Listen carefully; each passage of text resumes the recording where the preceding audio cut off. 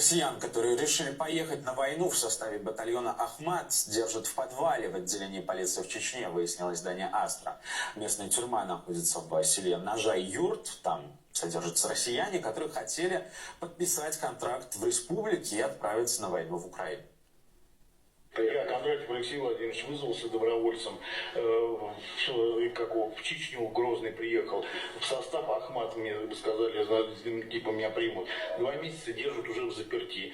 Сейчас на данный момент вы видите, как мы спим. То бишь нас, своего рода и ничего нам не говорят, и мы сейчас в данный момент узнали и подтвердили, доказательства мы приложим, это самое, как вам там передадут, по поводу того, что нас продают здесь. Продают за тех людей, которые совершают правомерные здесь нарушения. За алкоголь. Там это их определяют, то бишь в СВО. Ну, чтобы они откупились, они платят деньги за это.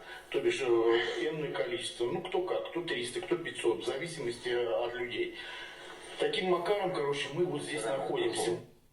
Родственники удерживаемых подтвердили журналистам, что так в Чечне содержатся сотни россиян, которых фактически там взяли в плен, чтобы в нужное время отправлять на фронт вместо чеченцев.